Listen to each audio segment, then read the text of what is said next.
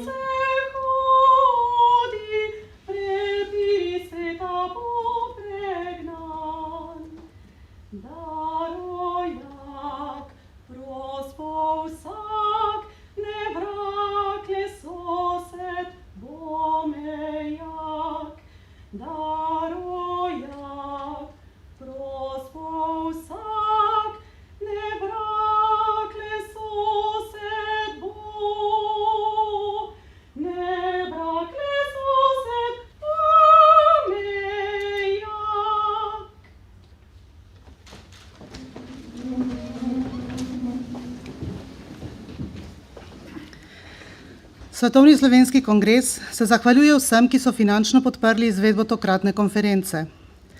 Naši podporniki so diamantna partnerja Urad za Slovencev v zamejstvu in po svetu ter Inštitut Jožef Štefan, bronasti partner Riko Hiše Ribnica ter partnerja Mik Celje in Marant. Vsem res iskrena hvala. Zdaj pa najprej vabim k mikrofonu predsednika Svetovnega slovenskega kongresa, dr. Borisa Pleskoviča.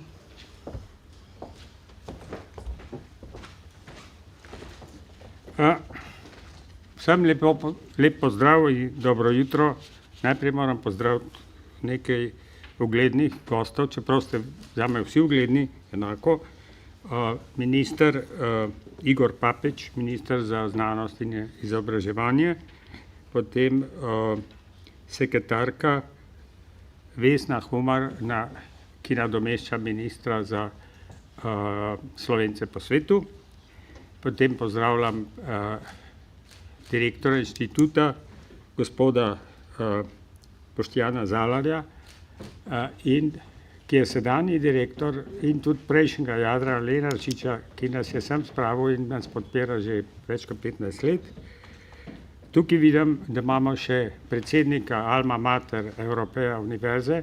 Včeraj sem bil na gospodarski zbornici, kjer je prejel prestižno nagrado za kvaliteto ISO, ali kako se reče, Evropske komisije, širi svojo univerzo in je zmeraj boljša, kvalitetnejša. In tukaj imamo še častnega konsula Božota Dimnika, ki nas je tudi obiskal, in pa častnega predsednika slovensko-hrvaškega prijateljstva. Tako zdaj sem vse naštel, jaz upam, da nisem enega pozabil. Veliko veselje in čast mi je, da vas lahko pozdravim na 5. konferenci mladih raziskovalcev in študentov. In to je že 44. srečanje te vrste, namreč imamo konference zdravnikov, znanstvenikov, gospodarstva in tako naprej.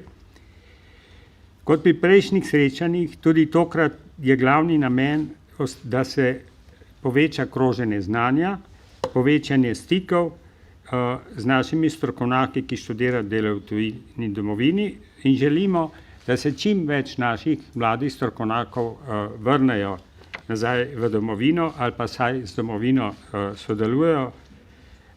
Še vedno drži, da gredo navadno študirati v tujino the best and the brightest.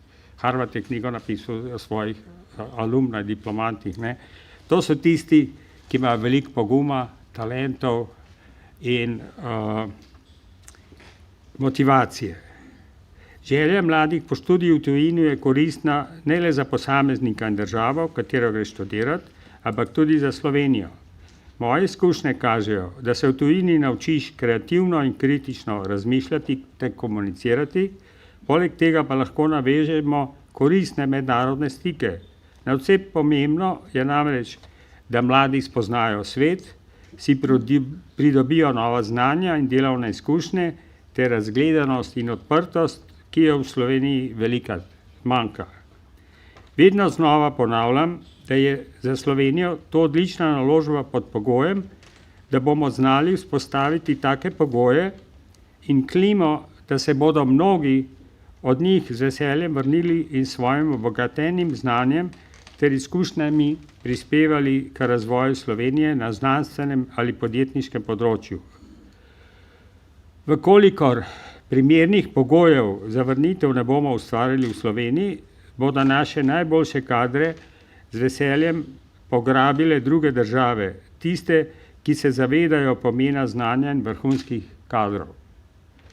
Vedeti moramo, da so ravno vrhunski kadri tisti, ki so sposobni voditi ali ustanoviti nova podjetja in raziskovalne institucije, kar lahko znatno poveča zaposlovanje novih in perspektivnih mladih talentov. Mnogi uspešni Slovenci, ki so ostali v tujini, z veseljem sodelujemo s strokovnjaki v Sloveniji pri skupnih projektih ali jim pomagamo pri navezavi mednarodnih stikov.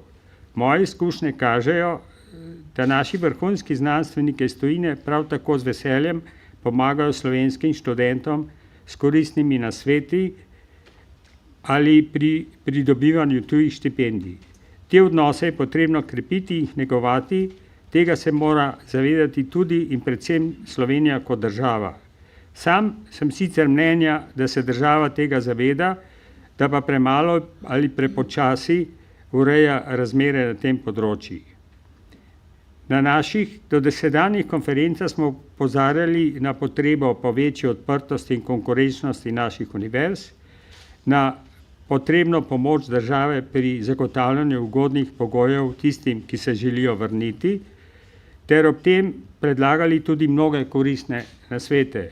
Vendar razen redkih izjem se to ni zgodilo, in v tem smislu se bojo mogli naši ministri in politiki bolj potruditi.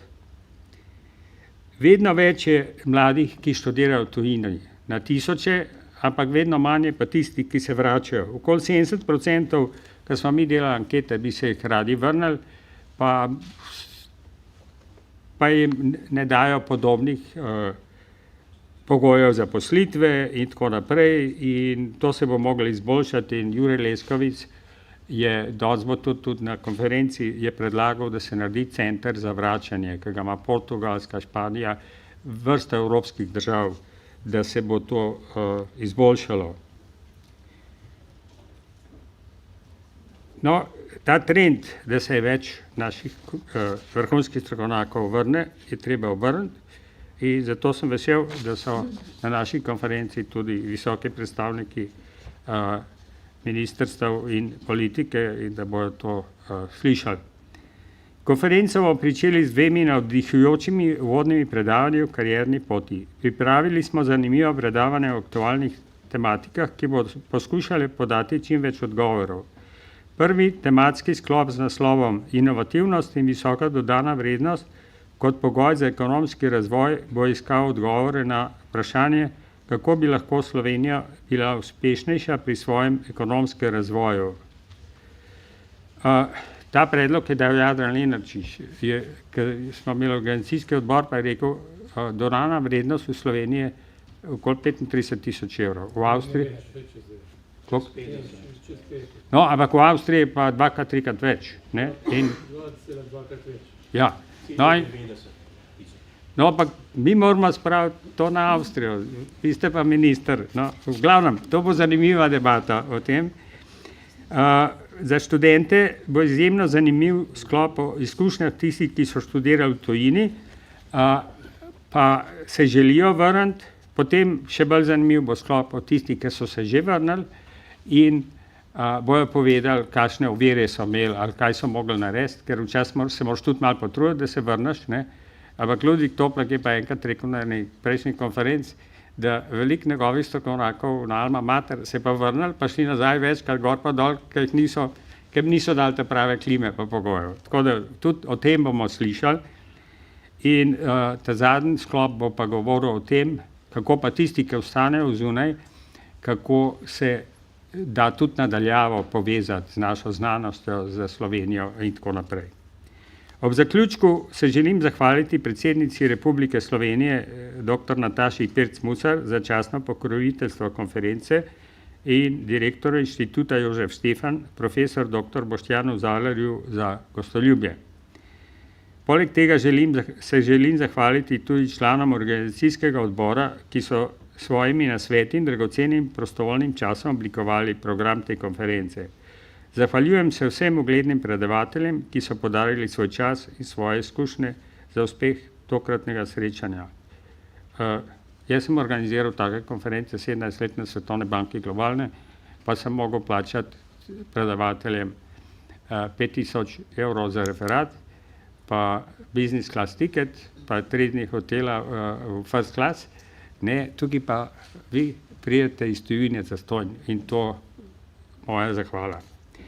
Še posebna zahvala vsem, ki so svojo finančno in logistično pomočjo pripomogli k uresničitvi tega projekta. To so Urad Vlade Republike Slovenije za Slovence v zamejstvu in po svetu, Inštitut Jožef Stefan, Riko hiše, MIK Celje in Marand. Posebna zahvala za odlično organizacijo in požrtovalno delo pripada strokovnim sodelavcem naše upravne pisarne, Sonja Augustin Čampa, Nini Frlan in Luki Klopčiču.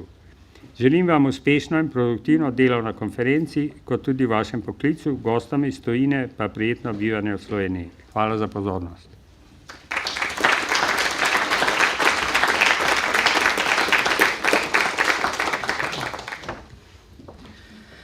Vljudno vabim današnjega gostitelja, direktorja Inštituta Jožef Štefan, profesorja dr. Boštjana Zalarja, da pozdravi navzoče.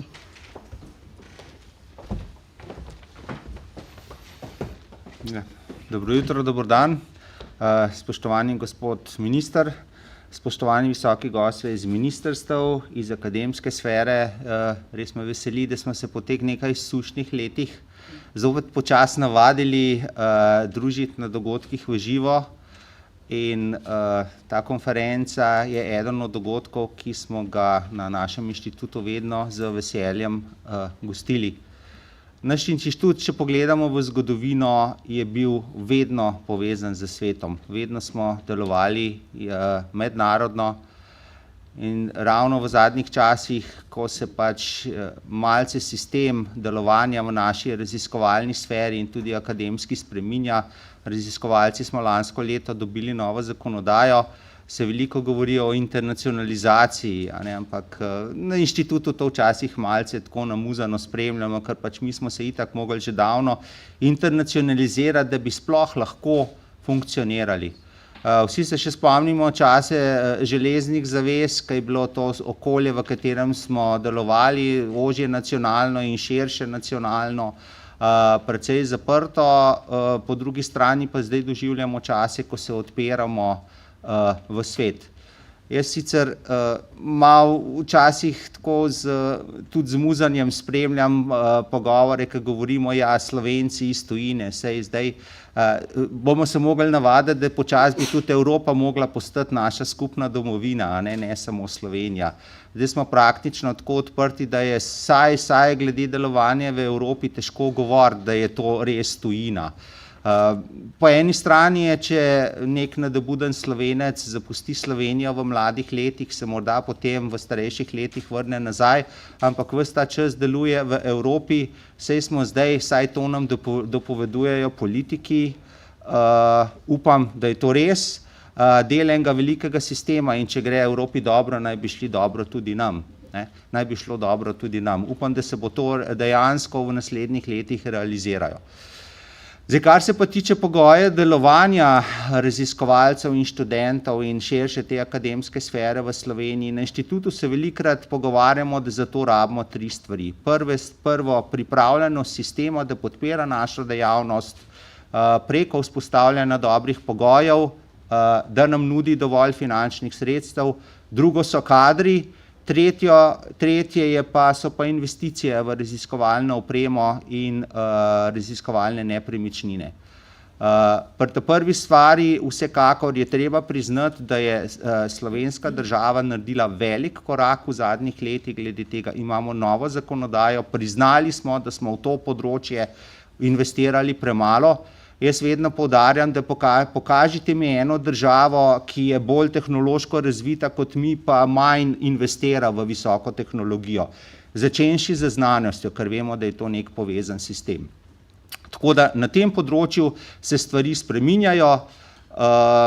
Pričakujemo, da bo zdaj nekaj let prehodno obdobje in z vsemi temi spremembami jaz močno upam, da bojo raziskovalni inštituti, univerze, kjer po novem res priznavamo, da univerze brez raziskovalnega dela ne morejo obstajati, ne.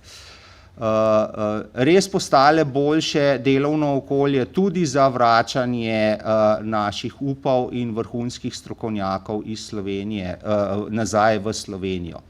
Na inštitutu se, kar se tega precej trudimo, vemo pa, da so tukaj določene težave, velike popolnoma administrativnih, ampak se mi zdi, da katerokoli že vodstvo v Sloveniji smo imeli v preteklih letih, se trudi, še posebej moram pa reči, že se pač zadnje naši odločevalci, ki so zdaj prevzeli oblast, res močno trudijo za izboljšave na tem področju. Denarja je, kar se tiče denarja, smo sorazmerno na ugodni stopnji. Seveda je pa treba poskrbeti, da bo sistem deloval bolj gladko. Mogoče v vseh teh dolgih letih, ki sta bila raziskovanje in znanost malce zapostavljena, saj kar se financ tiče, se nismo sproti prilagajali temu, kar se je dogajalo v tujini, ampak jaz vedno pravim tudi ministrom in vsem, ki odločajo na vladi, ne se bati, mi se bomo že znali zorganizirati, denar bomo že znali učinkovito porabiti, samo malce je treba sistem podmazati, da nam bo to omogočil narediti na hitrejši časovni skali. Časovna skala je vedno tisto, kar jaz odprem pri vsaki debati. Mi pogoje imamo, ampak če so pogoji taki, da se bo nekaj zgodilo šele čez 20 ali pa 50 let, potem zanosa za to, da se sprememb lotiš, ni toliko, če ti nekdo obljubi in lahko vidiš rezultate svojega dela in sprememb že na časovni skali 2 ali pa 5 ali pa tudi 10 let, kar je še vedno precej dobro. Tako da problemi so bili že vsi izpostavljeni, jaz jih ne bom izpostavljal. Inštituti na tem našem nacionalnem področju smo vedno odprti, če kdaj kdorkoli, ki trenutno deluje v Sloveniji, ima kaj za povedati, naj se obrne direktno na naš inštitut, ne stvari držati v sebi po kuloarjih. Jaz vedno pravim, problem na naših ustanov je predvsem pomanjkanje komunikacije in to medsebojne komunikacije. Drug velik problem, ki ga bom pa vseeno nazadnje izpostavil, je pa drobljenje stroke. Slovencev nas je samo 2 milijona. Jaz bom povedal tipičen primer, da smo imeli na inštitutu na eno prijavo ministrstva 150 prijav za raziskovalne projekte po 30 000 evrov. Ja, kako tak sistem sploh lahko deluje? Ministrstvo je zdaj to sprevidlo, zadnje čase se spodbuja predvsem velike projekte, ki imajo dovolj kritično maso. Je pa nekaj, predvsem na nacionalni osnovi se bomo mogli slovenski visoki strokovnjaki tudi dogovoriti, da vedno pri velikih projektih nekdo je principal investigator na tem projektu, niso samo študentje, ampak morajo tudi ostali visoko usposobljeni strokovnjaki delovati v tej skupini. Da ne bomo zopet pristali v sistemu TOZD, vse vemo, kako je bilo to pred 30-40 leti v prejšnjem sistemu, kjer se je ena firma stozderala v 20 manjših enot in je bil en direktor pa en delavec. To meni nikoli ni bilo všeč, ker danes vemo, velike projekte, prebojne projekte lahko delajo samo velike skupine. To je neko področje, na katerem je treba dejansko nekaj narediti. Jaz priznavam, da tudi na našem inštitutu ni bilo to idealno, v zadnjem času se je pa začelo premikati in upam, da bojo ti premiki koristili nam vsem. Tako da danes vam želim veliko uspehov, predvsem veliko mreženja, predvsem novih idej, povejte, kaj je narobe, upam, da bo tudi kakšen pisen zaključek, iz katerega bomo tudi vodstva inštitutov lahko na koncu kaj potegnili. Tako da hvala lepa za to priložnost, da sem vas lahko pozdravil.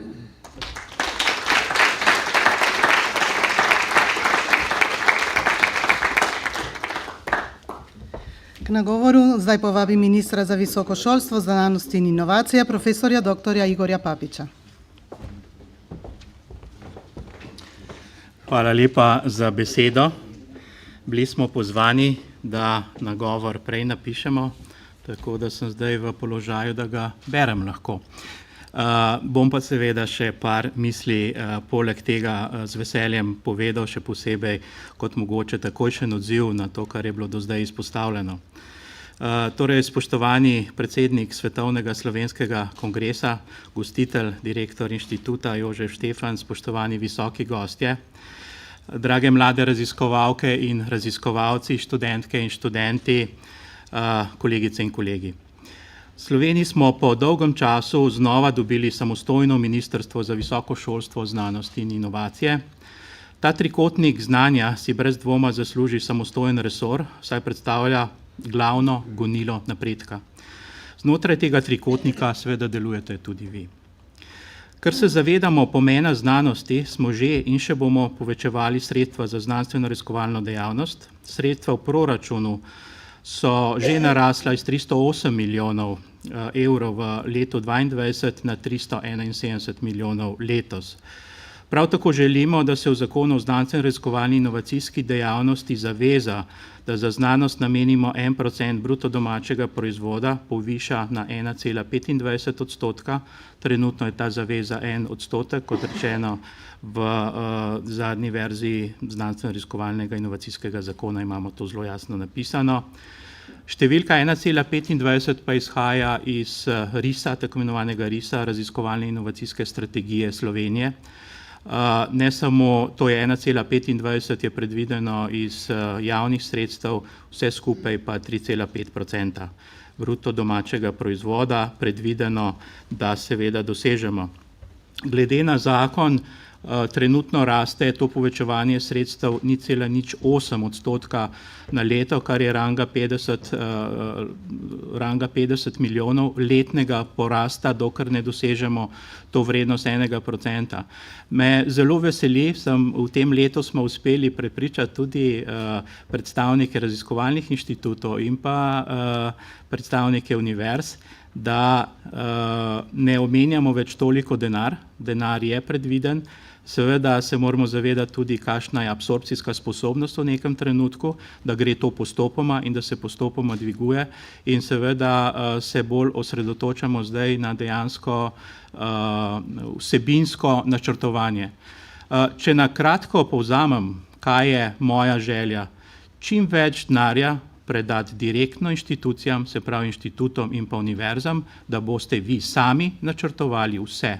Od razvoja programov, od razvoja raziskovalnih skupin in seveda tudi načrtovanje investicij. Tle bi tudi omenil na tem mestu dejstvo, jaz tega seveda nisem še videl prej, pa sem že kar cirka 30 let v tej akademski sferi. Na ministrstvu smo pripravili zdaj dokument, tako imenovana ozelenitev infrastrukture, zdaj ta ozelenitev je lahko ekološka, učinkovita, energetsko učinkovita ali pa tudi v prenesenem pomenu. Poglejte, na podlagi anket so inštitucije podale potrebe po novih stavbah, obnovi stavb, po veliki raziskovalni opremi. Identificirali smo za 1,9 milijarde evrov potreb za slovensko znanost in visoko šolstvo. To je seveda pomemben podatek, imamo pa tudi odgovor, kdaj približno lahko bi to dosegli. Če upoštevamo ta 1,25% dvig in pa seveda pol bom kasneje omenil tudi predviden dvig za visoko šolstvo na 1,5%, trenutno smo na 0,6%. Se pravi, v naslednjih 10 letih načrtujemo, seveda, glejte, jaz sem samo eden član te vlade, naučil sem se v enem letu, da gre tudi zame precej počasi, ker sem bil prej navajen nekako bolj učinkovito inženirsko mogoče delovati, ampak to so načrti jasno zapisani in seveda jaz si bom prizadeval, da to dosežemo. Se pravi, omenil sem 1,5%, 2,5-krat več, kot imamo danes. In za temi procentualnimi dvigi seveda bojo tudi inštitucije lahko svoje investicije normalno izpeljale in recimo ta številka 1,9 milijarde imamo že oceno, da bi lahko do leta 2030 izpolnili več kot 40% teh potreb. Do leta 2035 pa dejansko v celoti, seveda ne spet z nekimi dodatnimi sredstvi, to je vse v okviru teh procentualnih dvigov, ki sem jih zdaj omenil. Torej, na področju visokošolske zakonodaje pripravljamo celovito prenovo. Zakon o visokem šolstvu je stopil v veljavo leta 1994 in čeprav je bil deležen kar nekaj novelacij, ni bila nobena celostna. V tem času se je visokošolski prostor bistveno spremenil, zato je nujna prenova. Če želimo ohraniti kakovost in pa imeti neko mednarodno primerljivost, vsekakor potrebujemo tudi nek svež nov način razmišljanja pri pripravi te zakonodaje. Ustanovljena je bila široka delovna skupina, ki že deluje od začetka leta. Ta delovna skupina naj bi prvi osnutek zakona pripravila do konca tega leta, pa gre pa seveda postopek neke javne obravnave in tudi ta procent 1,5%, ki sem ga prej omenil, bomo seveda predlagali kot eden izmed teh členov v smislu dvigovanja sredstev.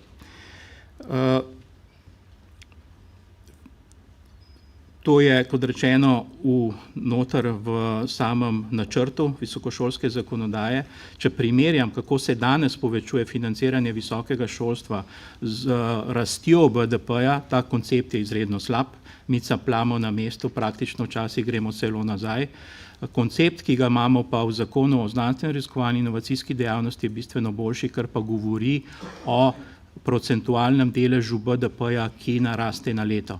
Se pravi, tudi če BDP stagnira, imamo še vedno to rast, da se približujemo proti 1% in ta koncept je treba vpeljati tudi v zakon o visokem šolstvu. Se pravi, to je bilo znanstveno raziskovalno področje in pa visokošolsko področje. Tretje področje našega ministrstva so inovacije. Uporaba besede inovacije in ne tehnologije je namerna, se pravi, govorimo tudi o netehnoloških inovacijah, ne gre samo za tehnologije. Jaz sem vedno zagovarjal ta koncept družbe 5.0 in tisti, ki imate izkušnje, da pridete do končnega produkta, ne samo neki začetni stopnji delujete, do končnega servisa, neke storitve, veste, da bližje, ko smo temu produktu, bolj interdisciplinarno postaja to raziskovanje. Potrebujemo vse, potrebujemo družboslovce, humaniste in pa seveda jaz običajno pravim, da je na tisti stopni, ko želimo nek končni produkt, tehnološki del mogoče še najbolj jasen, imamo pa veliko dela še na področju priprave javnosti za določene rešitve. Veliko govorimo v zadnjem času o umetni inteligenci. Mi smo se najbrž kot tehniki o tem pogovarjali kakšnih 20 let nazaj ali pa še več. Tako da mi je prav zanimivo, kako danes svetlobno hitrostjo narašča število strokovnjakov na področju umetne inteligence. Seveda, to niso tehniki. Na lestvici Evropskega inovacijskega indeksa smo trenutno v skupini zmernih inovatork. Bili smo že nad povprečjem in to je eden mojih prvih ciljev skupaj z Ministrstvom za gospodarstvo, da se vrnemo tja, kjer smo že bili, se pravi nad povprečje Evropske unije. Mislim, da smo zelo blizu, mogoče 2 mesti pod povprečjem in seveda v relativno kratkem času lahko to dosežemo. Eden od ukrepov, da bomo to lažje dosegali, je seveda tudi popolna prenova stare agencije za raziskovalno dejavnost. Zelo sem vesel, predvsem v tem politično-organizacijskem smislu, da nam je uspela prenova in pa ustanovitev javne agencije za znanstveno-raziskovalno in pa inovacijsko dejavnost pod novim akronimom ARIS. Seveda poanta te agencije je v tem, da poleg obstoječega stebra, ki ga je ARRS do zdaj upravljal, imamo še dodatni inovacijski steber in pa inovacija tudi v svetovnem ali pa evropskem merilu je to, da smo ena redkih držav, ki ima ta dva stebra združena v isti agenciji. Ponavadi sta to dve agenciji, tudi v Sloveniji smo imeli včasih TIO, tehnološko agencijo, je zaveza bila v zakonu, da to agencijo ponovno ustanovimo, ampak smo uspeli preoblikovati obstoječo agencijo in pa na ta način seveda doseči večje sinergije. Zakaj ena agencija? Zato, ker to so tudi prakse nekaterih drugih držav, recimo tisti, ki delujejo na temeljnih projektih ali pa tudi delno na aplikativnih, tudi ARRS je prej aplikativne projekte financiral in jih še vedno. Se pravi, če nekdo pride do prebojnih rezultatov, lahko znotraj iste agencije nadaljuje financiranje v drugem stebru, inovacijskem stebru. Se pravi, ni treba prekinjati nekih raziskav, prenašati zadevo na drugo inštitucijo, ampak se da to samodejno prenesti. To je en pomemben dejavnik, tako velikokrat omenjen problem doline smrti, kako se premošča prenos znanja, temeljnega znanja v prakso. In pa kar se je zdaj izkazalo tudi v tem letu na vladi, ta inovacijski steber bo dejansko bil povezovalec različnih resorjev, ministrstev.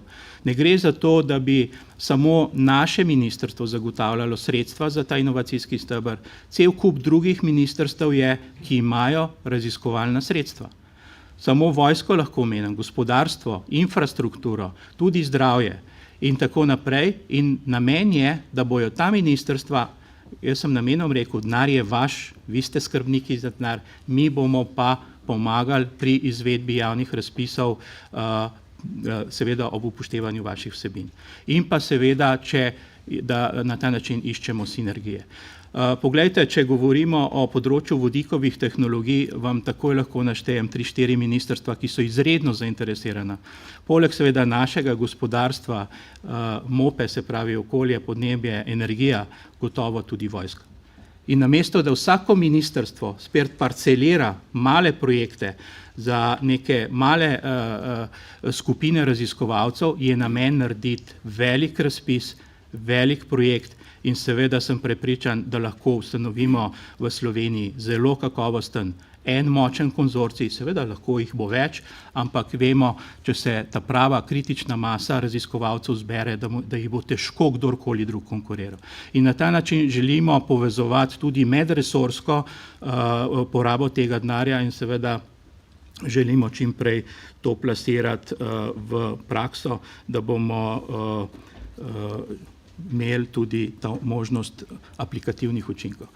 Jaz se načeloma zelo dobro razumem z našim ministrom za finance. Predvsem se razumeva v tem, če ga prosim, če mi da 100 milijonov, pravi, ni problema, koliko mi vrneš.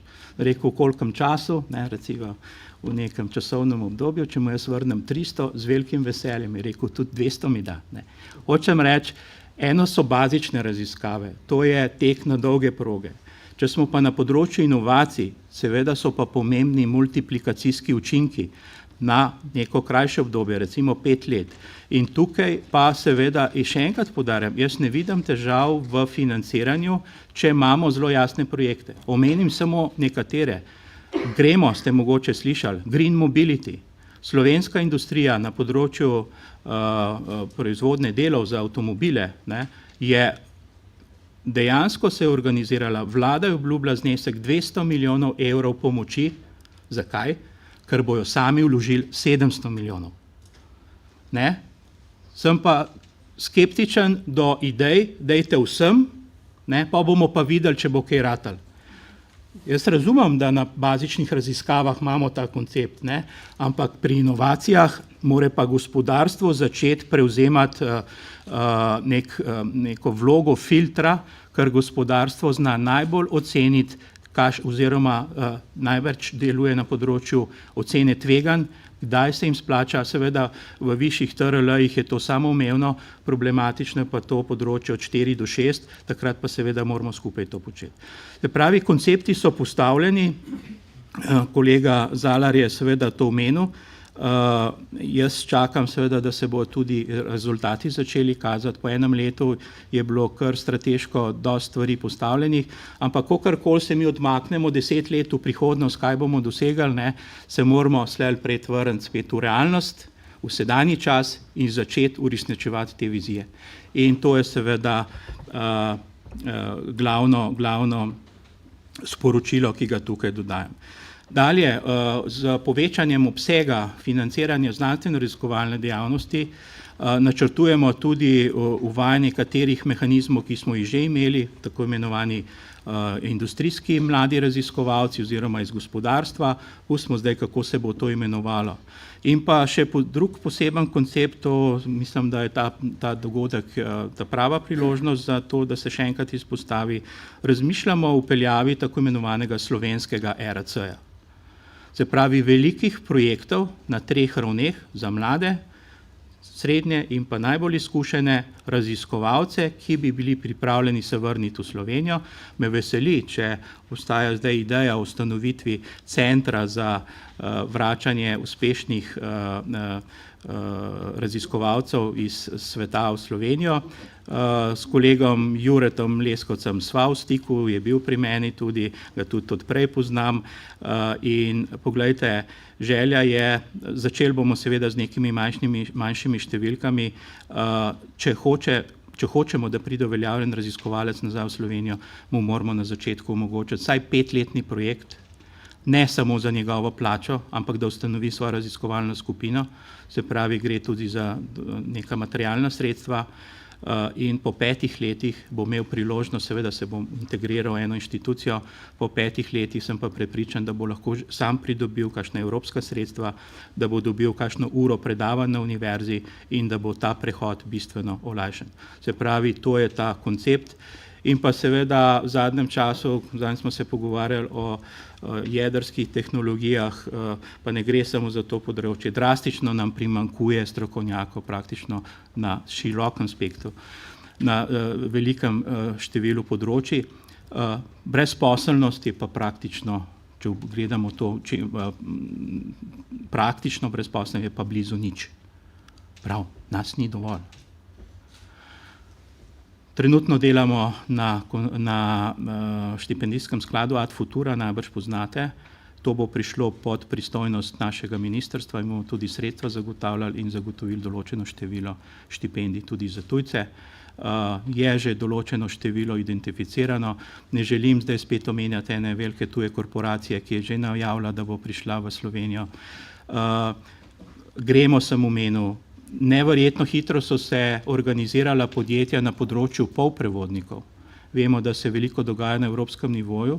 Imamo že v roku enega meseca so se slovenska podjetja, 18 partnerjev, organizirala v konzorcij in seveda zdaj bomo nudili celotno podporo tudi za razvoj na področju polprevodnikov. Seveda Slovenija ni globalni proizvajalec čipov, smo pa nišni proizvajalec lahko, malo serijskih čipov in ta tradicija v državi obstaja in spet lahko gremo od bazičnih raziskav, kvantnih tehnologij pa do čistih aplikativnih rešitev, ki jih danes že poznamo in so pripravljene dejansko, da naredimo čip za prodajo na trgu.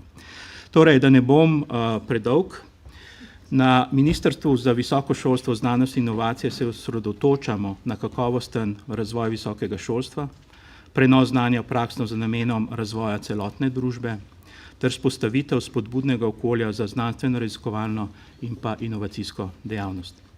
Naš cilj je, da postane Slovenija dejansko dežela znanja, pa ne zato, ker si to mi želimo, ampak to bomo postali takrat, ko nam bojo v tujini to priznali, da smo dejansko dežela znanja. In pa seveda, dovolite mi, da zaključim z mislijo, da vse to, o čemer jaz govorim, brez naših mladih, brez mladih raziskovalcev, raziskovalk, tega gotovo ne bomo dosegli, ste osnovni predpogoj, da seveda sledimo tem vizijam in pa tem ciljem. Hvala.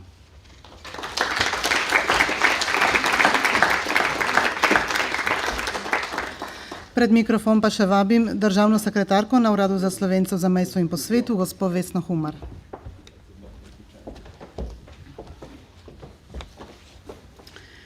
Hvala, spoštovani minister dr. Papič, gostitelja dr. Pleskovič, profesor Zalar, cenjene mlade raziskovalke in raziskovalci, študentke in študenti, gospe in gospodje, z veseljem prinašam tudi lepe pozdrave ministra Mateja Arčona.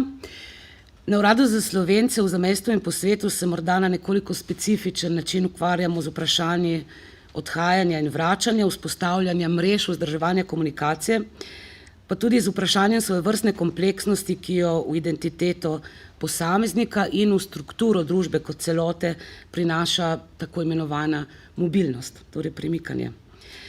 Velik del naših prizadevanj in tudi ciljev civilno-družbenih organizacij, med katere vsekakor sodi Svetovni slovenski kongres, so stiki z našimi zgodovinskimi izseljenskimi skupnostmi. V tem kontekstu želimo v matični državi vsaj ohraniti, če ne okrepiti zavest o tem, da del slovenskega narodovega telesa, če uporabim ta arhaični, ampak zelo plastični izraz, živi zunaj meja Slovenije. Tisti, ki pa nas seveda spominjajo tudi na to, da je bila mednarodna mobilnost tudi v zgodovini pomemben faktor v ekonomskem, socialnem in vsakršnem razvoju Slovenije.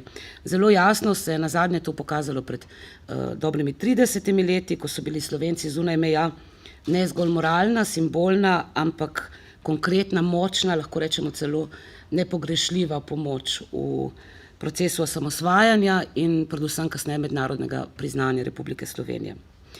Vzorci mobilnosti so seveda danes veliko bolj kompleksni, veliko bolj zapleteni kot v preteklosti in zato mora postati kompleksen tudi naš odziv. Smo vsekakor pred skupno nalogo, strinjam se s tem, da morda pred to nalogo stojimo že kar nekaj let, preveč let, da Slovenijo razvijamo v državo, ki bo znala tudi z dejanji in ne samo z besedami reči dobrodošli doma, kot govorimo v zadnjih 2 tednih. Ob številnih razmislekih in dejavnostih, ki potekajo na našem uradu in v medresorskem sodelovanju, tudi z Ministrstvom za visoko šolstvo, znanost in inovacije, samo nekaj poudarkov. Pri snovanju ukrepov moramo imeti širino, da zaobjamemo različne skupine v tujini živečih Slovencev. Od sodobnih, novih, mladih izseljencev, med katere vsekakor sodijo študentke in študenti ter raziskovalke in raziskovalci, ki odhajajo na študij ali raziskovanje v tujino, do potomcev izseljencev, torej mladih ljudi slovenskih korenin, ki ohranjajo oziroma vsaj želijo ohraniti stik s Slovenijo in ohranjajo notranji stik s svojo slovensko identiteto. Ravno včeraj smo na našem uradu sprejeli udeležence štipendijskega programa, ki ga urad sofinancira, organizira pa Ameriško-slovenska izobraževalna fundacija. To so mladi študentje, potomci slovenskih izseljencev, nekateri govorijo nekaj besed slovensko, nekateri malo bolje, nekateri sploh ne, ampak vsi so navdušeni nad tem, da imajo možnost teh 10 raziskovalnih tednov v domovini svojih prednikov, zato da vzpostavijo stik s tukajšnjim znanstvenim in akademskim svetom, pa tudi, da ob tem ponovno odkrijejo svoje korenine, jezik in kulturo. Moramo imeti fleksibilnost, da sprejemamo različne in razvijajoče se življenjske sloge in ustvarjamo pogoje za to, da se v slovensko znanost in gospodarstvo vključujejo tudi posamezniki, ki so razpeti med različna geografska okolja ali različna področja dela. Vsekakor je zelo pomembno, veliko smo slišali v uvodnih besedah o tem, kakšna je neka temeljna infrastruktura raziskovalna, kaj lahko recimo raziskovalcem ponudimo v smislu financiranja njihovih projektov, ampak moramo se zavedati, da profesionalno področje ni edini kriterij odločitve za to, da se posameznica ali posameznik odloči oditi ali vrniti se v neko okolje.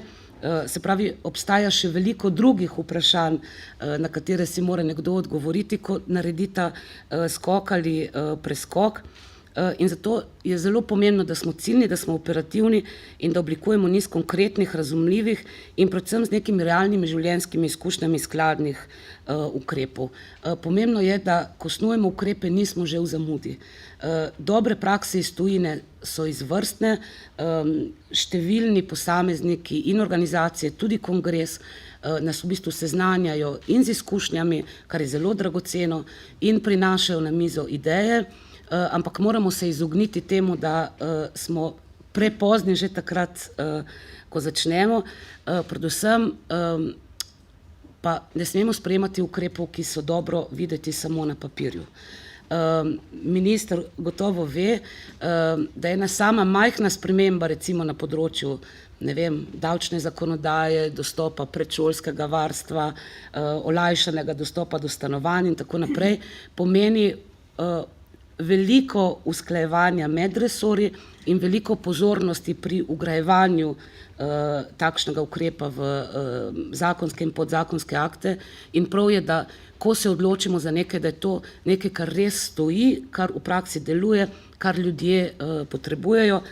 Med temi, v tem, bi rekla, naboru ukrepov, za katere na uradu načrtujemo, da jih bomo letos jeseni predstavili najprej zainteresirani javnosti in drugim resorjem, potem pa še splošni javnosti, je gotovo tudi tako imenovana pisarna za povratnike, o kateri je treba temeljito razmisliti, se o njej pogovoriti, se tudi bomo in se že, ampak mogoče, v duhu tega inovacijskega načina razmišljanja, ki ne sme biti le tehnološko-inovacijski, se vprašam, če mogoče ne bo bolje, da oblikujemo zelo dobrega virtualnega pomočnika za naše Slovence po svetu, ki bo dostopen 24 ur na dan v vseh časovnih pasovih in vedno dobre volje.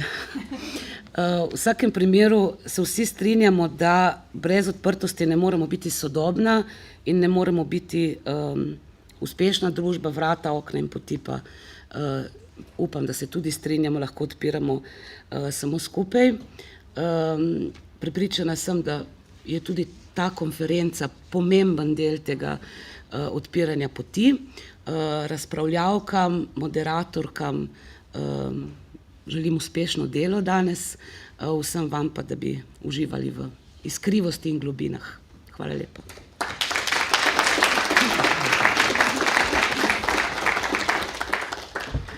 Vsem visokim gostom se iskreno zahvaljujem za pozdrav in spodbudne besede. Sedaj pa še enkrat prisluhnimo Nadi Magister, ki nam bo ob kitari zapela argentinsko Amapola in slovensko Oj Triglav, moj dom.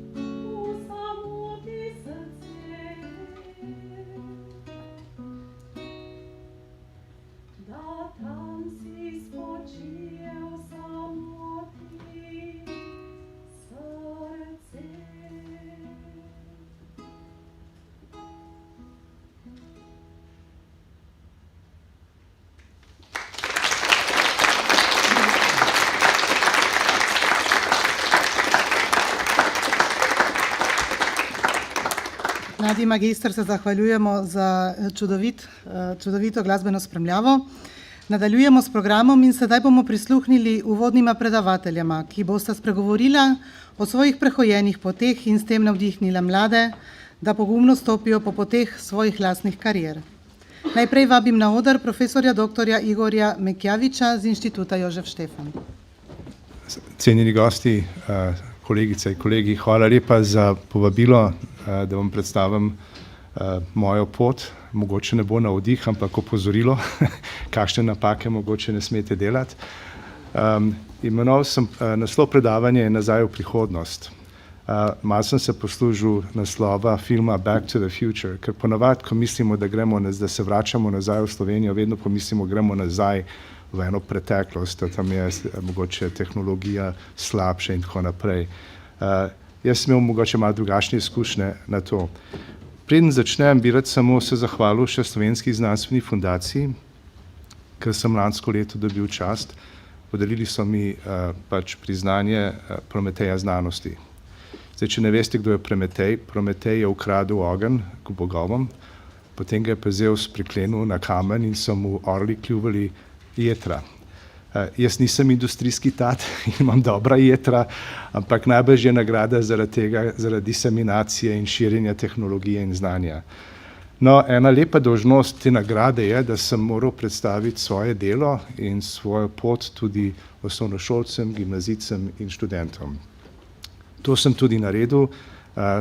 Jasno predstavil sem to, kar delamo zdaj, to je raziskave na področju vesoljske tehnologije, vesoljske fiziologije in medicine. In jasno, ob tem sem moral še povedati, kdo sem. In to je nekako moja osebna izkaznica. Študiral sem v Angliji biomedicinski inženiring, podvodno tehnologijo, potem sem se nekako osredotočil na okoljsko fiziologijo s temperaturno regulacijo in potapljanjem. Svoje delo sem pa začel nekako v Kanadi, kjer sem šel od asistenta do direktorja šole. V malo preveč rekordnem času, manj kot 10 letih sem šel od doktorata do vodje odseka in potem sem delal tudi v Ljubljani nekaj časa kot izredni profesor, na Portsmouthu v Angliji, seveda tudi na Karolinskem inštitutu sem delal postdoc. Najbolj pomembno pa je v mojem povratku to, da so mi na takratnem ministrstvu, pa se ne morem spomniti imena, povedali, če želim nekako dobivati denar za raziskave, moram ustanoviti podjetje. Ker če ne dobim nekje službo, mogoče lahko dobim denar za raziskave. In to sem tudi naredil takrat, zaradi tega je tukaj podjetje Biomed.io, ker sem s tem se nekako preživljal prvih par let, skoraj 10 v bistvu, po povratku. No in po vsem tem sem imel zelo zanimiva vprašanja. Te osnovnošolci so fantastični, res bistri. Na koncu pa me je en fantek prišel, 10 let je bil star, s učiteljico in je rekel, imam eno vprašanje, vas nisem hotel prej vprašati, ker malo me je sram. Sem rekel, kaj pa je? Vsa sem odgovoril. In njegovo vprašanje je bilo, zakaj ste se vrnili? To je vprašanje, ki sem si ga zadal vsak dan po tistem, ko sem se vrnil in ne vem, če imam še odgovor za to. In jasno sem mu govoril o kvaliteti življenja tukaj, kako je dobro, ampak nečaki nisem to tudi enkrat povedal, pa rekla, pa povej takim, ki te to vprašajo, da si prišel zaradi ljubezni. Ja, to je prišlo malo kasneje, no, ampak nisem se vrnil zaradi tega. Zakaj ste se vrnili? Kvaliteta življenja sigurno. Danes še nisem prišel do plače kot redni profesor, ki sem jo imel v Kanadi leta 1994. To se bo v 30 letih. To se pravi, zaradi denarja se nisem vrnil, da smo vsi na jasnem. Izobraževanje, ja, tukaj je zelo dobro. Študenti jasno diplomirajo, ne da bi imeli 100.000 evrov dolga. V Severni Ameriki je to pač normala. Zdravstvo, čeprav slišimo toliko negativnih stvari, imamo tukaj neverjetne znanstveniki in neverjetno zdravstvo. Vrtci, jaz se spomnim, kolegica je rekla, da je morala za nekaj časa nehati delati, ker je bil vrtec dražji od njene plače. In to so stvari, ki mi pozabljamo. Skrb za starejše. In to je kvaliteta življenja. Kako to obrazložiš nekomu, ki je 10 let? Težko. In zaradi tega sem rekel back to the future. Tukaj sem razvil tehnologijo, ki sem jo danes vam predstavil. In zaradi tega bom pač predstavil tele različne področja, s katerim sem se ukvarjal, in kaj sem delal v Kanadi in kaj sem, ali pa drugje, v tujini, če tako rečem, in kaj sem potem nadaljeval v Sloveniji. A sem šel na slabše, a sem šel na boljše, to pa tudi lahko vi ocenite potem na koncu. V Kanadi sem začel s termoregulacijo človeško, ker v Kanadi je podhladitev velik problem. Ribiči padejo v vodo, imajo par ur preživetja, če nimajo oblek, če nimajo zaščite.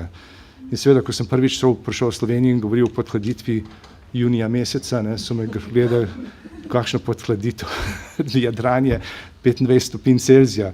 Ena angleška turistkinja je padla z ladje, 12 ur je po Jadranu plavala, preden se jo rešili. V Kanadi tega ni, to sem rekel, dobro, na tem področju zame ni službe v Sloveniji. Ampak, ko sem se vrnil, moje znanje termoregulacije je pomagalo.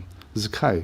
Ker zdaj imamo pa evropski projekt na področju termoregulacije. Globalno segrevanje in vročinski valovi, ki so posledica temu, so največji problem.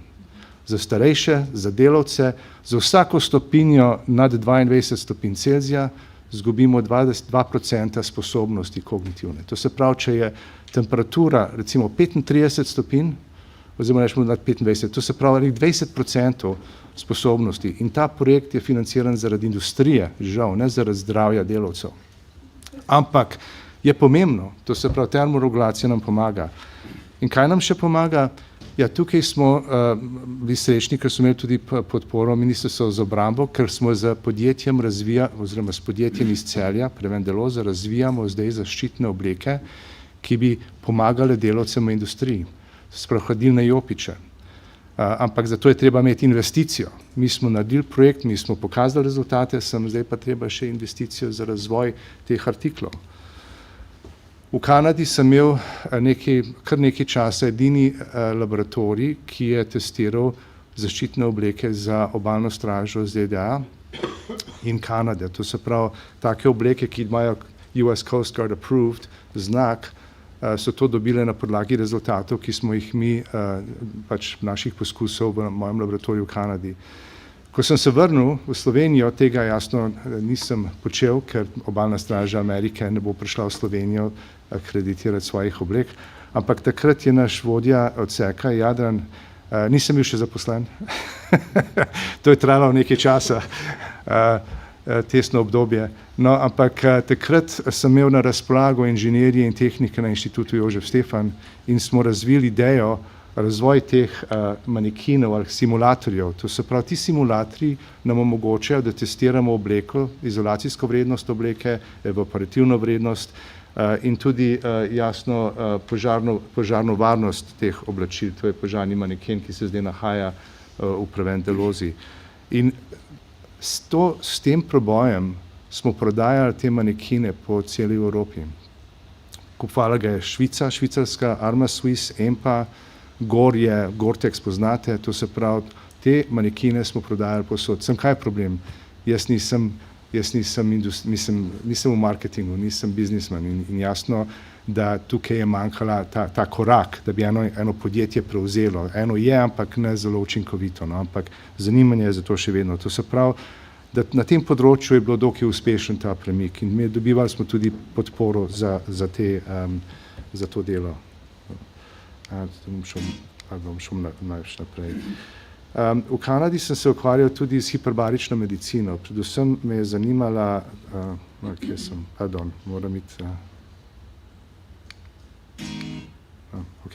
s hiperbarično tehnologijo.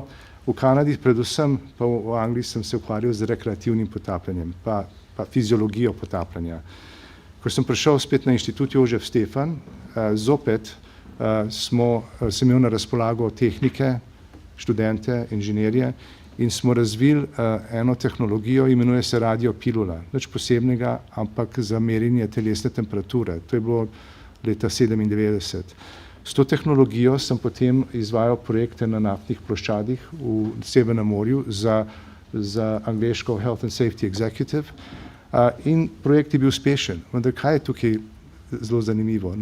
Mi smo razvili eno tehnologijo, pa smo se sprašvali, A misliš, da ćemo tole tržiti, a se tole splača, pa se nimamo denarja, se nimamo investitorja.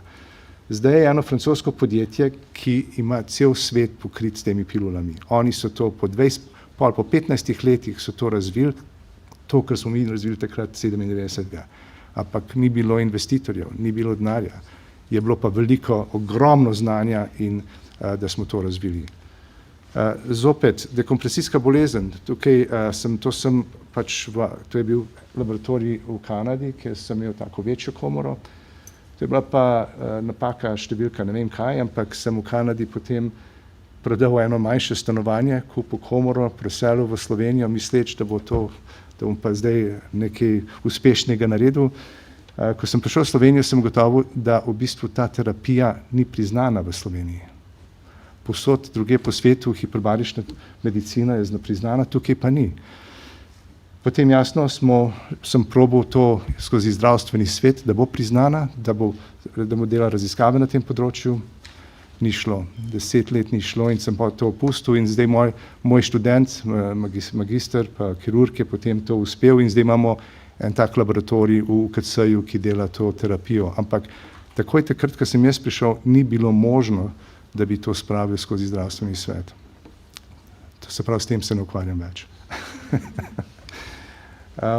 Jasno, delali smo aklimatizacijo športnikov, na levi strani sem jaz v Kanadi, ko sem začel, na desni je pa zdaj laboratorij, ki ga imamo tukaj, to je bilo zelo hitro. Tukaj s podporo inštituta ARRS se te raziskave lahko nadaljevale. V Kanadi sem se tudi ukvarjal z višinsko fiziologijo, aklimatizacijo na višino. Tukaj v Sloveniji sem pa z nizozemskim podjetjem BCAT ustvaril v bistvu višinske sobe v Planici in to so se uporabljale recimo za pripravo alpinistov, športnikov. To je pač pokojni prijatelj Davor Kaničar, to je v bistvu najtežja smučarska proga na svetu, se mi zdi, to je z Everesta smuča dol, ne, in on se je tudi aklimatiziral tukaj. To se pravi, začeli smo s tole višinsko aklimatizacijo, ampak kaj hočem povedati? Seveda, fiziološko je bilo prima, delali smo veliko raziskav, ampak mi smo leta 1997 z enim mehnim denarjem od ARRS, 3000 mark je bilo nekaj podobnega, razvili eno napravo, ki ne bi proizvajala hipoksijo, recimo hipoksični plinsko mešanico, ampak je tako proof of concept pa za na mizo. Nismo pa dobili investitorja, da bi to razvili v nekaj uporabnega, nekaj večjega.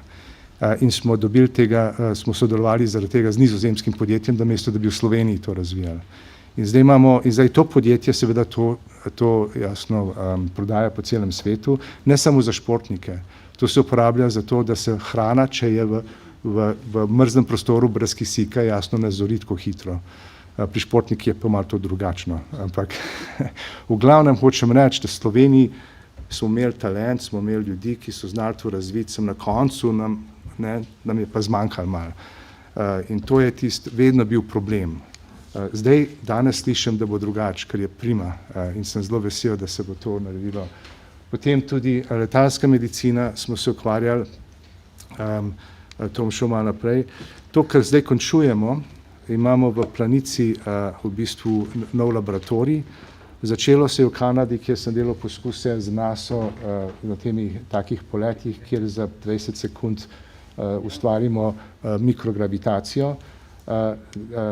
Pred enim letom pa pol smo pa jasno z ESO podpisali pogodbo, oziroma je direktor inštituta Boštjan Zalar v bistvu omogočil, da smo razvili laboratorij v Planici in potem dobili na posojo, bi rekel, tole centrifugo.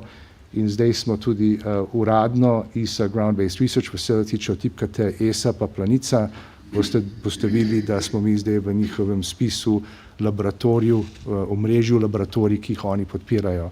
In zdaj imamo 4-letni projekt za razvoj vadbene strategije za potovanje na Mars. Tako da zdaj se pa to odpira in moram reči, da rekel, ESA je eno področje, oziroma vesoljska tehnologija je eno področje, kjer je veliko še potencijala. To se pravi, na koncu bi sem poudaril, da vsem tem času sem videl veliko izgubljenih priložnosti, predvsem industrijskih. Znanstveno imam pike, imam članke, vse, samo ko vidiš, kaj bi lahko naredili tukaj, pa nisi uspel, pa so drugi, ti je malo žal. Ne? Od teh radiopilul do baromedicine, do sistemov za proizvodnjo teh plinskih mešanic, do simulatorjev. Edin pač projekt, ki zdaj imamo, so te zaščitne oprema s prevendelozom. Tukaj upam, da bomo kaj uspeli. Zdaj, to je moj odgovor temu fantku nazaj v prihodnost. Je možno iti gledati na Slovenijo kot prihodnost. In jaz sem potem na tem predavanju, ko sem ga imel tem študentom, rekel, na tem področju Evrope, Slovenija, imamo neverjetno tehnologijo, zgodovinsko, začenši z najstarejšim kolesom na svetu, ki so ga datirali. Potem moramo vedeti, da v Solkanu je en velik spomenik gospodu Reslu, ki je v bistvu izumil ladijski vijak. Ernst Mach je hodil v Veliki Slatnik, ali Mali Slatnik, Veliki Slatnik, se mi zdi, blizu Novega mesta. Pa poznate Mahovo število. Se pravi, je živel v Sloveniji. Za nas je pomemben Herman Potočnik, ker je jasno on v bistvu imel idejo o teh umetni gravitaciji na plovilih in to sedaj delamo v Planici, z ESO. Potem imamo tukaj še planinske markacije, pač nekaj enostavnega, ampak to je za nas, ki hodimo v hribe, zelo pomembno. Zdaj sem zvedel, Max Fabian je imel, recimo, to je arhitekt, ampak je imel patent za exoskeleton. Exoskeletoni se pa zdaj razvijajo šele, ne? Ampak on je takrat na začetku prejšnjega stoletja že o tem razmišljal. Ko sem bil pa v Kanadi doktorski študent, me je takrat moj komentor rekel, srečo in rekel, ti si biomedicinski inženir iz Jugoslavije takrat, ne, ja, iz Ljubljane še celo. Zakaj pa sem prišel v Kanado? Rekel, ja, da se pač doktorat, pa raziskave, pa saj imate najboljšo ekipo na svetu v Sloveniji. Rekel, o čem govorite? Ne? Takrat ni bilo interneta, okay, pa družabnih omrežij, tako da imam izgovor. Ampak rekel, v Sloveniji so znanstveniki prvič v zgodovini z elektrostimulatorji stimulirali paraplegika, da je hodil. In to je bila velika ekipa, če se ne motim, Lojze Vdovnik je bil eden od vodij te ekipe, bili so tudi drugi na inštitutu, na Elektrofaksu, na inštitutu za rehabilitacijo in moramo biti ponosni na to. In to je dokaz, da na tem področju je možno doseči preboje. Seveda, veliko lažje je, če imamo podporo, da ni treba stalno let prebijati. Tako da moje moto je mogoče računaj nase, vse veš, s kom imaš opraviti. Prav, in s tem zaključujem. Hvala lepa.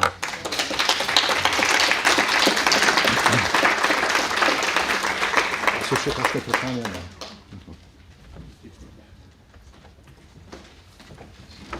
Najlepša hvala doktorju Mekjaviču za zanimivo predavanje.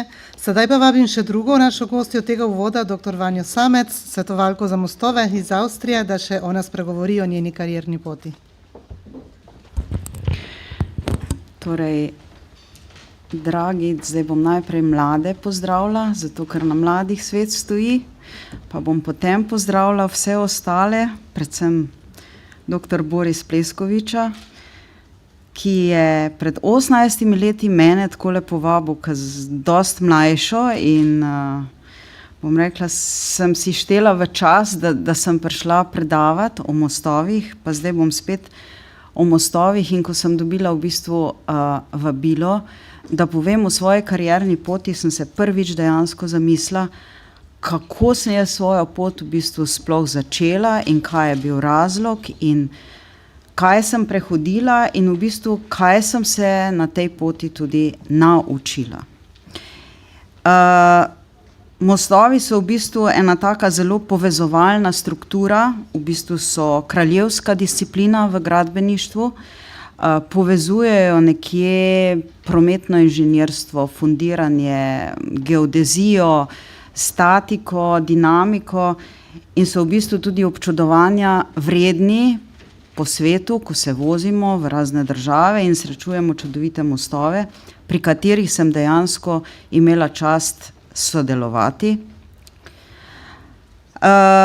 Sem pa dodala tu na ta prvi slajd tudi eno drevo s koreninami, zato ker se mi zdi, da je pri vsem tem zelo, zelo pomembno, da ne pozabiš svojih korenin, oziroma da se spomniš, da si mogoče ravno zaradi teh korenin tam, kjer si.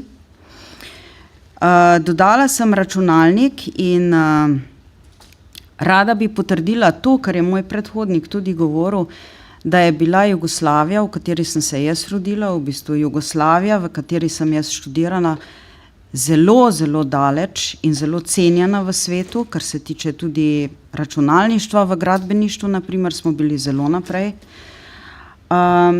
No, in bomo malce spoznali mojo pot, pa bomo malce spoznali tudi razne stvari, ki sem se jih pri tem naučila. Torej, jaz sem se rodila v tehnično-glasbeni družini, oba sta bila samostojna in nevezana na kakršnekoli državne inštitucije ali pa na kakršnekoli službe. To se pravi, preživljala sta se v bistvu izključno s svojim delom. Samostojni arhitekt, ki je bil tudi raziskovalec, bil je oblikovalec, dosegal je nagrade, U-Design, njegov je popoln program Unior klešče, papagajke, on je v bistvu s tem postavil na noge Unior v izvoz. Pri 11 letih je naredil sam svojo katedralo in je takrat že vedel, da bo arhitekta, ne. Moja mama je pri 6 letih vedela, da bo koncertna pevka in je tudi imela ogromno vabil iz svetovnih, med ostalim tudi v Argentino. Pa se zato nikoli ni odločila, ampak je postala dejansko zelo, zelo pomembna koncertna pevka, altistka Marija Bitensamčeva, ki je žal od lanskega leta pokojna. Ampak oba sta mi dala tisto osnovno vzgojo, moralne vrednote, ljubezen, toplino, moj oče predvsem natančnost, vztrajnost, tehnično usmerjenost. Moja mami je bila pa predvsem duša družine, ki je delala s srcem in povezovala vse člane in mi dala nekaj na pot, kar bom rekla, je zelo, zelo pomembno. Oba sta dejala, naj ti bo veselje tisto, kar delaš. Ali je to poklic, ali je to hobi, vsekakor delaj z dušo in srcem. Jaz bi temu dodala še marsikaj drugega. Padeš na poti in moraš vstati, to se pravi, vztrajnost in pozitivna miselnost je bistvena. Slišala sem za odprto komunikacijo, ki jo je premalo. Jaz sem zelo odprta oseba in se stvari pogovarjam vedno odprto, seveda z spoštovanjem, z empatijo in mislim, da je to tudi nekaj, kar te daleč pripelje. Jaz sem spadala pred 35 leti v skupino mladih raziskovalcev, kar je minister zdaj omenil, da naj bi se ponovno začelo. In iz tega programa mislim, da sem bila druga na Gradbeni univerzi, ki sem v Ljubljani, kjer sem to naredila, in takrat je bila Ljubljanska univerza za gradbeništvo in geodezijo zelo, zelo napredna. In v podiplomskem študiju, kamor so me potem povabili po študiju, to je računalništvo v gradbeništvu, sem dejansko bi lahko dobila službo kjerkoli v Evropi, pa nisem hotela v bistvu iti v tujino in sem poskusila najprej tu, v Sloveniji. Problem pa je bil, da je Slovenija bila na tem področju takrat, govorim zdaj o industrijski sferi, še preveč daleč nazaj. Mi smo bili z študijem dosti naprej in jaz sem šla pol v tujino ne zaradi finančnih zahtev, ne zaradi denarja, ampak izključno, da ne bi stagnirala v znanju v Sloveniji, v Jugoslaviji. No, Slovenija je bila potem malce kasneje. Tako da jaz sem imela en malce problem, ker sem bila ženska v moškem svetu, hvala Bogu sem pa doma dobila zelo veliko pozitivne energije, predvsem strani moje mame, ki je bila tudi energična oseba In v bistvu, če pogledamo 23. junij, smo praznovali obletnico Mednarodnega dneva žensk v inženirstvu, ki so nekje od leta 1876 šele bile priznane, da so jih sploh upoštevali v tehničnih poklicih. To ni v bistvu lahko se pa dokažeš samo z znanjem in za svojo pokončno držo. Seveda je ta uspešnost vedno pogojena tudi z kvaliteto dela. Na tej poti, po kateri sem hodila, sem dejansko se vedno učila, spoštovala tiste, ampak res pa je, da univerza ti da samo neke osnove. Ko pa ti prideš v svet, pravi svet, bom rekla, ali je to gospodarstvo, ali je industrija, karkoli pač je, vsako podjetje zahteva neka specifična znanja in moraš biti odprt, da se enostavno na novo naučiš, marsičesa se moraš na novo naučiti, in spet na tem mestu ponovno dokazovati svojo kvaliteto. V svetu je velika konkurenca. Torej, biti nekje v gospodarstvu je tudi malce drugače, kot biti na inštitutih. Gospodarstvo, privatna iniciativa je vedno takšna, da ti moraš vse tisto, kar narediš, tudi spraviti na tržišče. To mora biti zanimivo za uporabo in se mora tudi na nek način financirati. Ravno smo slišali, ogromno je bilo znanj, pa ni bilo investitorja, pa je šlo v pozabo. To je v bistvu zelo škoda, ne? To je velika škoda in tu smo Slovenci zelo inovativni, ampak nažalost nekega kapitala ni, ki bi se to potem sprožilo naprej. In v tem smo zelo, zelo različni. Jaz sem padla samo v gospodarske inštitucije, jaz nisem ostala na nobenih inštitutih, na nobenih univerzah, nekje in sem spremljala v bistvu ta težak boj s financami, s kvaliteto skozi vse svoje življenje in sem se morda ravno zaradi tega razvila v zelo, zelo težko borko na projektih, tudi v marketingu, tudi v prodaji, ker sicer enostavno ne uspeš. Propadeš. In čisto enostavno je tako, da posebno ti padci, ker plan imaš, govorimo tudi o denarju, veliko denarja, ampak bilo je že zelo veliko denarja, pa se iz tega denarja pač ni izcimilo kar največ, zato ker so ljudje pač niso bili odgovorni za to, kam je ta denar šel. Tudi to je nekaj. Se človek nauči iz teh padcev, v teh padcih postaneš močnejši, v teh padcih v bistvu moraš biti toliko samokritičen in ne teraš naprej svoj ego, ki sem ga predvsem v moški populaciji zelo veliko izkusila, oprosti, ampak tako je. Moški imajo v sebi nek ego in enostavno, bom rekla, zelo težko priznajo, če naredijo neko napako. Ženske so mogoče majčkeno bolj v podrejenem položaju vedno bile in so navajene, da svoje napake tudi priznajo, ampak s tem tudi bolj zrastejo. Mostovi so mene vedno blazno privlačili, ampak niso bili mostovi v bistvu, ki so bili krajši, mene so privlačili dolgi mostovi, ki so tudi težki za razumevanje, za izračune. In najbolj pa me je fasciniral Brooklyn Bridge v New Yorku, ki ga je v bistvu zasnoval, zdajle bom rekla, zelo dolga leta nazaj, 150 let, August Röbling, ki je bil v bistvu Nemec in ki je umrl pred koncem tega hibridnega mostu, viseči in pa kabelsko prednapeti most, in ga je v bistvu dokončala njegova žena, Emily. To je bila ženska, ki je bila odlična matematičarka in je, nihče jo ne pozna, da je bila to ona v bistvu ženska za tem mostem.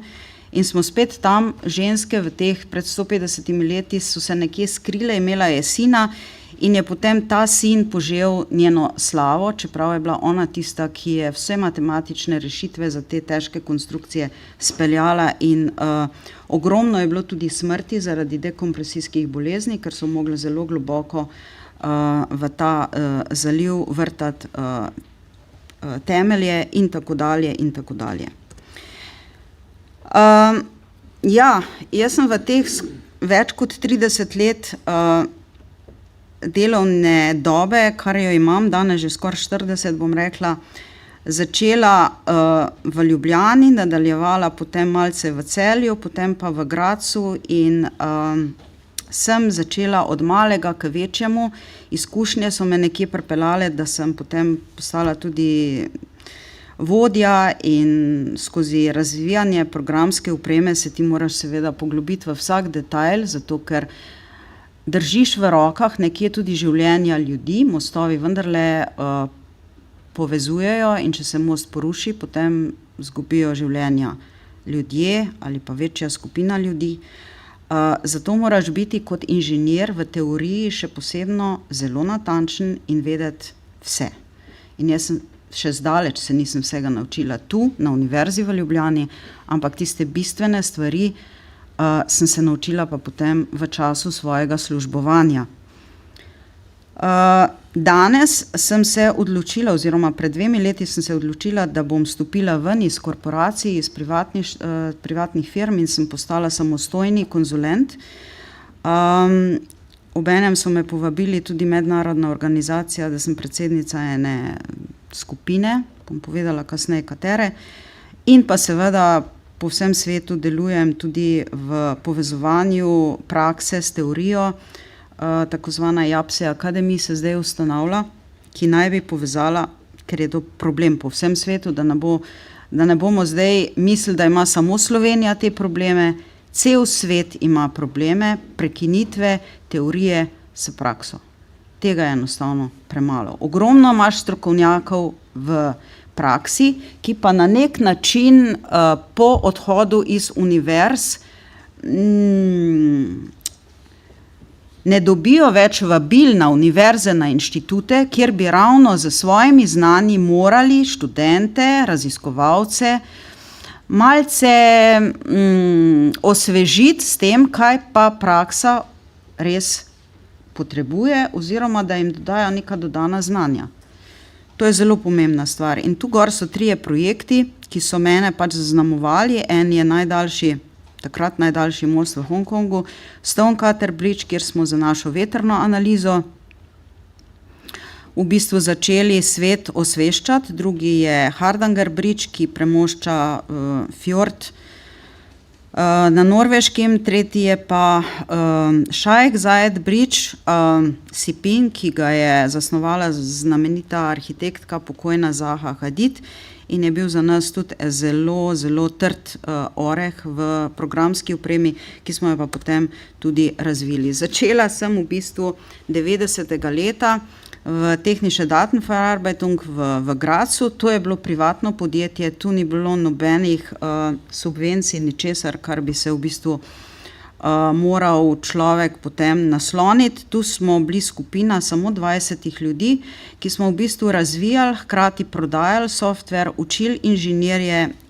in ja, tu sta še 2 sliki, kakor sem bila pri 32 letih, pa malo starejša, potem no, danes sem že malo spet starejša. Uporabili so me tudi za model po prospektih in smo enostavno počeli razne stvari, bili nekje z 20 ljudmi v 30 državah sveta. Delali smo v bistvu v razne mednarodne projekte in v tem času sem se jaz ogromno naučila od svojih starejših kolegov, ki so seveda zelo trdo reagirali, če si naredil napako.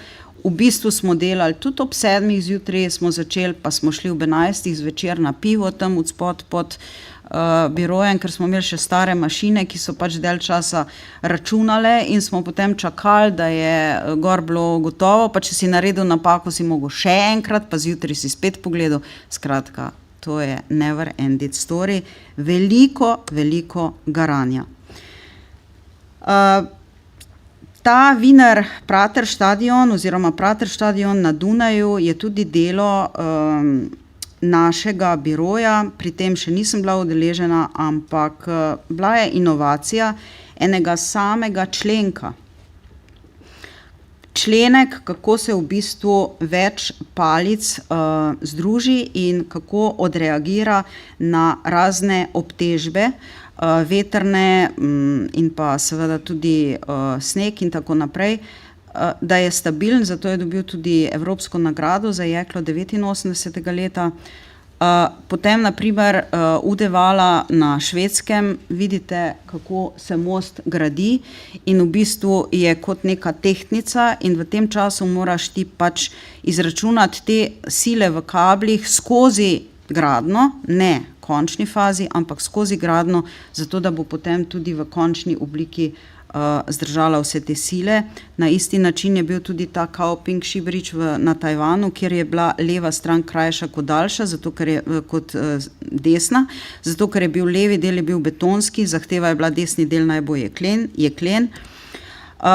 Omenila sem Shaikh-Zayed Bridge, ki je bila pač jeklena konstrukcija in kjer so od Tajvana pa do Arabskih Emiratov po ladjah dostavljali jeklene segmente, ki so to obliko, zelo zanimivo obliko sipin oblikovali na koncu. Moji spomini na južnokorejski Kwangan Bridge so lepi, zato ker to je bil v bistvu prvi moj most, kjer sem sodelovala zdaj z svojim znanjem programerja, gradbenega inženirja in tudi se srečala z podjetjem, ki je to naročil v Južni Koreji, in ko je ta most stal, so bili seveda občutki čudoviti. Omenila sem Stonecutter Bridge v Hongkongu, kjer je center vseh tajfunov in dejansko dinamika igra najbolj pomembno vlogo in ravno dinamika je arhitekturo mostu narekovala. Zadnji projekt, pri katerem sem bila pa že nekje vodja, je bil pa Bjørnafjord Floating Bridge. No, tu je pa norveška vlada namenila milijarde za 5-letni projekt, namreč Norveška je polna teh fjordov. Vi sami veste, da moraš te fjorde obvoziti in da to traja zelo dolgo.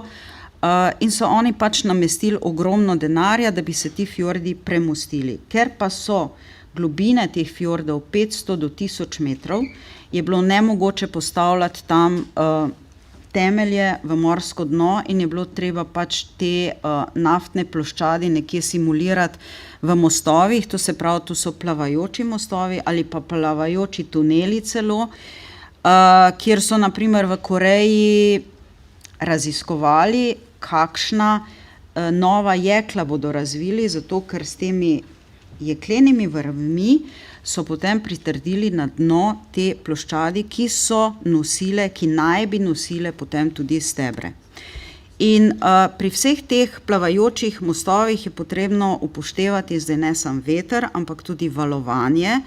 In to smo pač, tu sem bila jaz pač, poleg teh lastnosti je treba biti tudi pogumen in prevzeti odgovornost, če bo to padlo v vodo. In to odgovornost sem prevzela in smo potem z inštitutom v Trondheimu in z našo firmo, ni nas bilo veliko, 20, smo dodali softveru potem tudi to možnost, da se izračuna interakcija med vetrom in med valovi in da se potem izračuna ta dinamika mostov.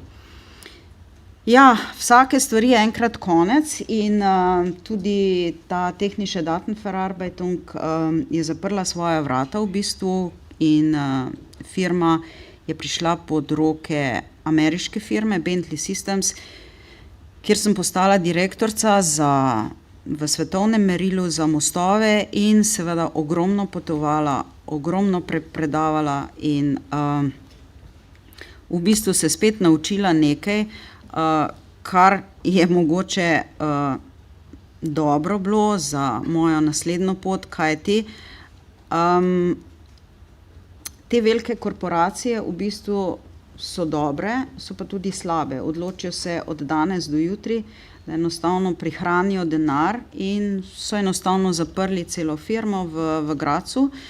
In so rekli, tako smo se odločili, da bomo mi to v Indiji naprej razvijali, ne, in so potem zaprli. In dobiš sicer zelo veliko denarja, ne, ampak kaj naprej? Jaz sem ustanovila potem svojo firmo, to je bil Bridge Team Graz, IT and Consulting, in sem potem vse te ljudi, ki so bili prej v tej firmi, potegnila in smo potem na novo začeli ustvarjati. Seveda nismo mogli ustvarjati na osnovi softvera, ki je bil že razvit prejšnja leta, ker so tudi ta softver prevzeli, ampak smo začeli nekaj novega. Zato pa pravim, izkušnje skozi čas ti dajo zelo veliko tudi znanja, kaj pa vendarle še manjka. Mi moramo vedeti, da softver se v nekje v 15 do 20 letih, jaz bom rekla tako, izrodi. To so nove tehnologije, ki jih je potrebno potem na novo postaviti, in to smo naredili. In smo začeli z neko novo parametrično razvojem, ki je pa potem spet dosegel svoj ne višek, ampak problem je bil spet korporacija, ki je svoje zadeve potem prevzela v svoje roke.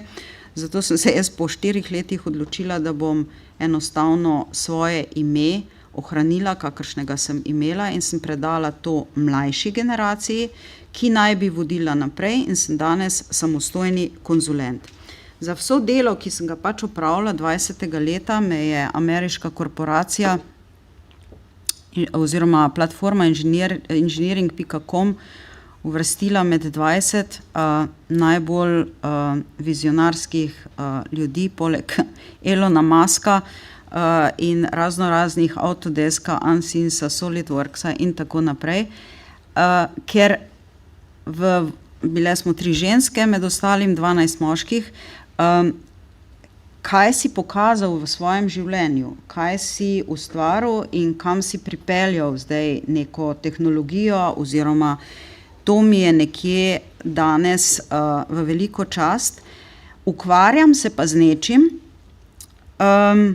oziroma sem bila 20. leta povabljena v eno organizacijo, namreč mostovi se tudi rušijo. To je ena zelo, zelo kritična zadeva, ki se v končni fazi pojavlja danes povsod po svetu.